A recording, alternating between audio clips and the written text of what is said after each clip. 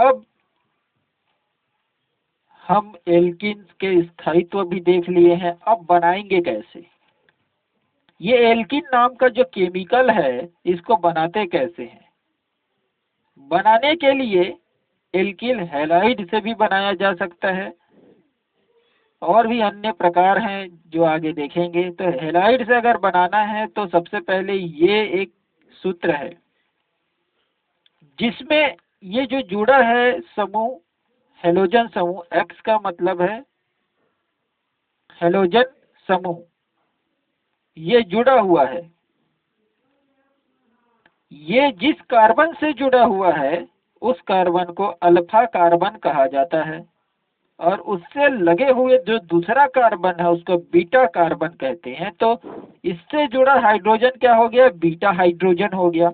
तो इसीलिए beta hydrogen वाले एल्कील हैलाइड को पोटेशियम हाइड्रोक्साइड के एल्कोहलीय विलयन में डाल देते हैं इस केमिकल को, और विलयन को गर्म करते हैं।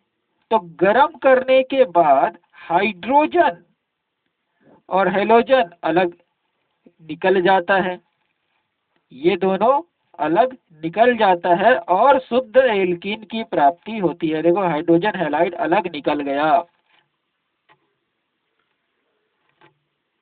इस अभिक्रिया को हम विहाइड्रोहेलोजनीकरण की अभिक्रिया के नाम से जानते हैं, क्योंकि हाइड्रोहेलोजन जो है निकल गया है, जुड़ नहीं रहा है। अलग होने की प्रक्रिया को वी वो मतलब विलोपन, विलोपन मतलब अलग होना।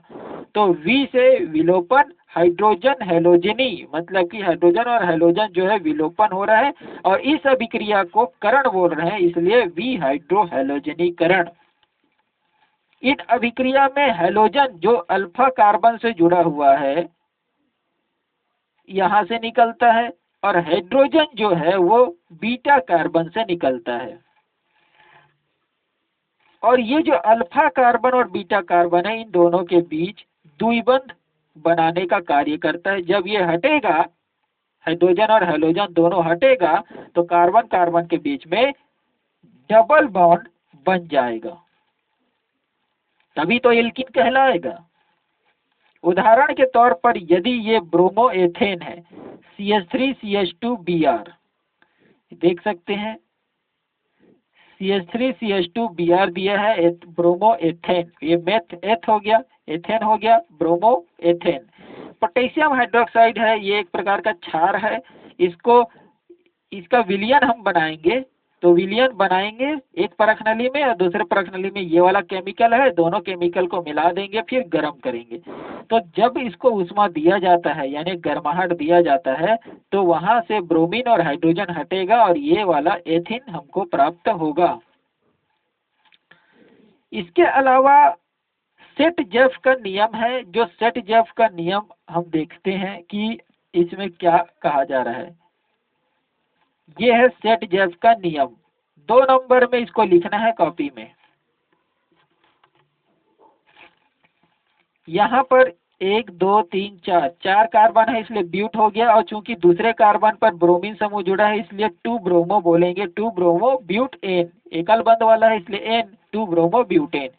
यदि एक एल्कील हैलाइड, इसमें एक ही है, ये एल्कील हैलाइड है, एक एल्कील हैलाइड को ही अगर हम हाइड्रोजन हैलाइड को 2 प्रकारों से विलोपित कर सकते हैं। कैसे? वह एल्किल आधिक्य में बनेगी जिसमें द्विबंध से जुड़े कार्बन परमाणु अधिक एल्किलीकृत होते हैं। पहले क्या करेंगे, पोटेशियम हाइड्रोक्साइड में इसको रखेंगे, गर्म नहीं करेंगे, पोटेशियम हाइड्रोक्साइड डाल देंगे इस केमिकल में, फिर ये बनेगा, 2 केमिकल बनाएगा। पहला केमिकल ब्यूट 2 इन बनाएगा, इस प्रकार का CH3 CH double bond CH CH3 ये बना सकता है। जरूरी नहीं है कि यही द्विबंध यहीं पर आए, यहाँ भी हो सकता है, इसलिए ये वाला बना है। ब्यूट 1 इन, 1 वाले में डबल बॉन्ड और दूसरे नंबर में भी डबल बॉन्ड हो सकता है, यहाँ भी हो सकता है, तब भी 1 इन बनेगा। ठीक है, अगर यहाँ आ गया तब भी 1 इन बनेगा, 1 2 3 4 है, तो ब्यूट 2 इन और ब्यूट 1 इन जो है 2 केमिकल बनते हैं सेट-जेफ के नियम के अनुसार। लेकिन ब्यूट 1 इन जो कम मात्रा में बनता है, अब मुख्य यानी अधिक मात्रा में ब्यूट 2 इन बनता है।